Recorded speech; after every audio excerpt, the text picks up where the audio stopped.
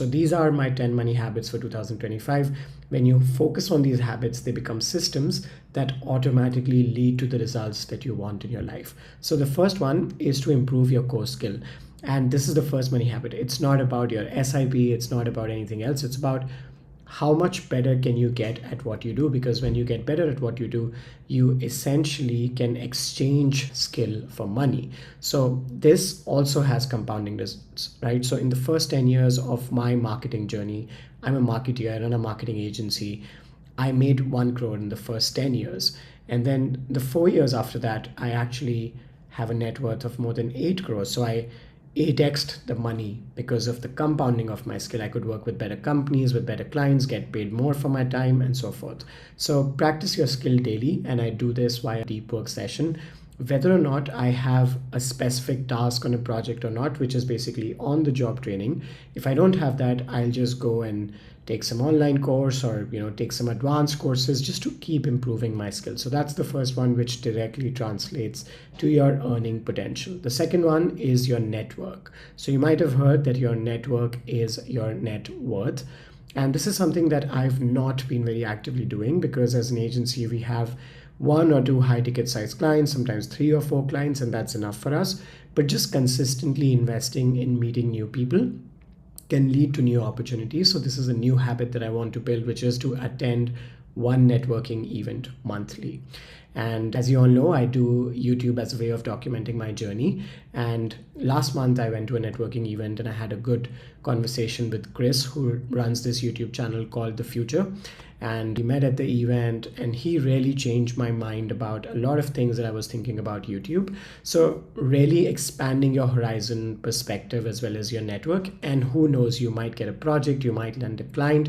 In the future, you might be able to develop a relationship of someone who can get you more business. So not just meeting new people and having those introductions, but also keeping in touch with them, nurturing them. Those are the 2 things that you have to do. You have to add more people to your network, and then you have to add depth with a few of those people by nurturing the relationship, right? Now, track your income, expenses, and net worth is the third one. And this is something that I do on a month-on-month basis. So I have 3 different trackers. I have the income tracker, which is also my P&L tracker. Then I have the expenses tracker, which is like our household budget. Now, the expenses for the company are tracked differently. My personal expenses are tracked differently with my wife. And then we have the net worth tracker, which is essentially the household net worth, where we track all of the assets that we have minus the liabilities. Now, I have other videos that I've shared the link to the net worth tracker. I'm also working on getting out income and expenses tracker if that's something that you guys need as well. So the important thing to understand here is you can only improve what you measure. So if you don't measure these, you can't improve those. So it's a good practice, a good habit to measure these monthly. Now, most of the habits that I'm sharing here today, they may not need to be done on a daily basis. Of course, I think improving your skill is the only thing I would do on a daily basis.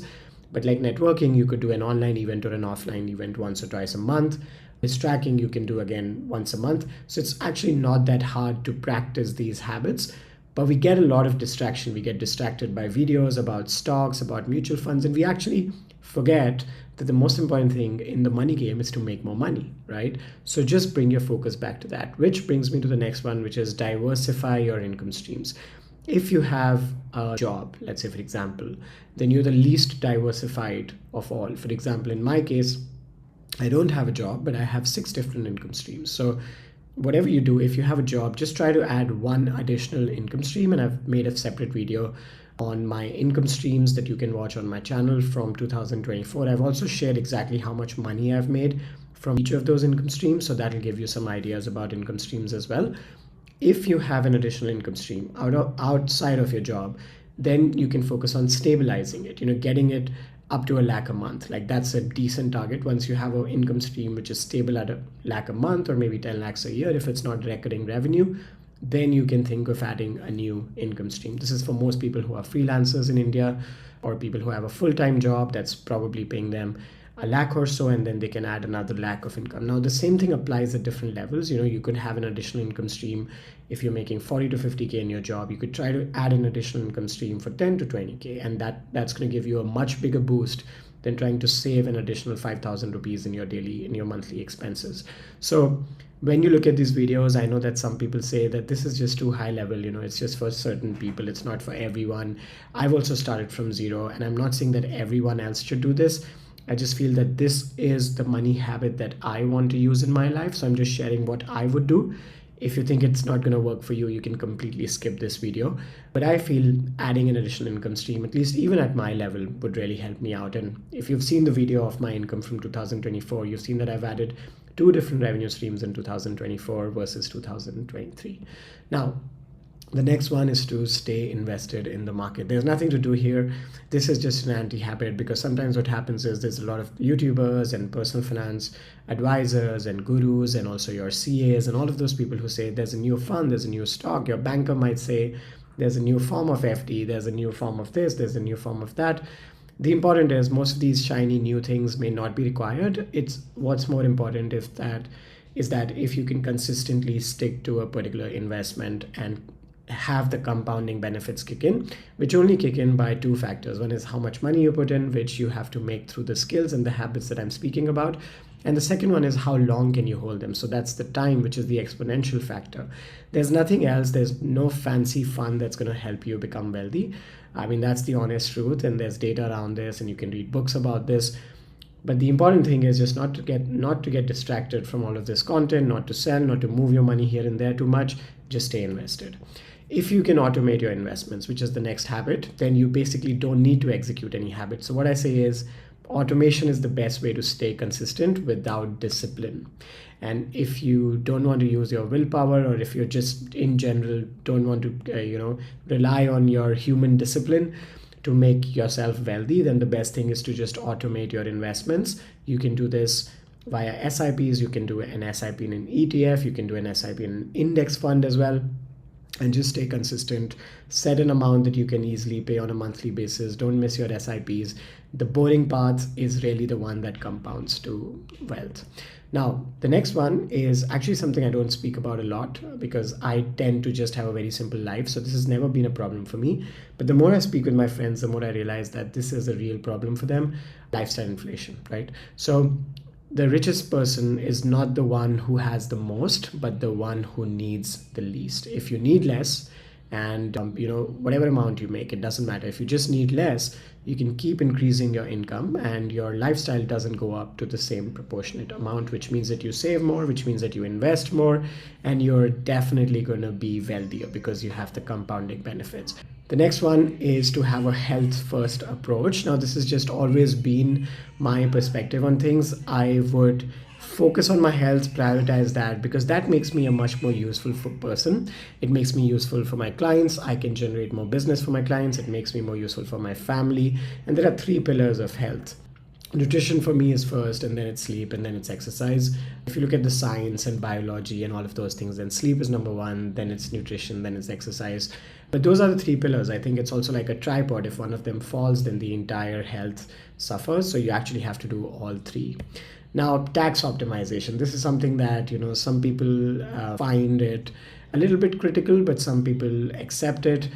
To be honest, tax avoidance is the best thing that you can do. It's a completely legal thing to do, and it makes a lot of sense, especially if you're paying tax in a country like India, where you don't get a lot of ROI on the tax that you pay. So the best thing is just to keep reviewing your taxes in advance. So every month you look at your income and say, okay, this is how much I'm going to pay in taxes, and what are the avoidance strategies that I can use. It's a very smart thing to do, and the richest people do it, and then the middle class gets all of the pressure of the taxes because they don't do this. So if you don't want to do it, don't do it. That's up to you. But I always optimize for the taxes, right? So I have a Singapore company. The reason my company is incorporated in Singapore is because I don't want to pay that high tax for my company in India, but I also want ease of payments and so forth. I'm also looking at different tax residencies for my own personal taxes, which is currently being managed in India, but I have a different route to manage my taxes, which helps me avoid taxes as much as possible. Your goal should be basically to avoid taxes as much as possible. Again, this is if you want to be wealthy and if you don't want to waste money on low ROI expenses. But the final decision is yours. I'm no one to make that decision for you. For me, this has really saved me a lot of money. It's helped me invest a lot of money. But the important thing is, now that you've saved this money, create a giving plan, right? And a giving plan is, you yourself can decide that these are the causes where I want my money to go to. So for example, 2024 was the first year that I sponsored a child's education. I've never done that before, but that was really something that resonated with me, and I have trust in this organization that's doing this. So I took out a bunch of money from my company income and used that to do this. Again, I have done other things before which I've not shared, because I feel that once you share about this, the sort of value gets reduced a little bit, because then it's like, okay, you're doing it for talking about it on a YouTube video or something like that. But then I thought about it further. The reason why I did it in 2024 is because someone spoke about it in a video, and that's how I got inspired. So if this inspires someone to create a giving plan, please go ahead, create a giving plan. The amount that you've saved on tax, you can use that amount. That's like what I am doing. The amount that I'm saving on tax, I'm using some of that amount to reinvest in my skills and some of that amount to donate for a cause. And this is something that I've actually in 2025 have planned to start doing monthly, because when you wait till the end of the year, then some of your expenses or your lifestyle inflation, all of those things might kick in. Again, I don't want to rely on discipline. So it's important to do this monthly, at least for me. So that's the final habit that I'm going to be building in 2025. This is new for me, but this is where all of the value that I've created for businesses, all of the money that I've made, all of the tax that I've saved, all of that will come into some action where I can help someone else. Now, that's the optional.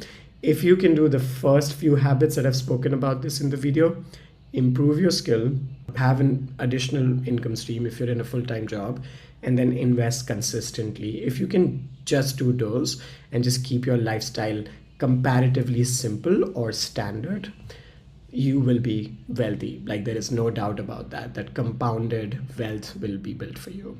So that's all for this video. I hope you enjoyed it. Have a great time. Bye.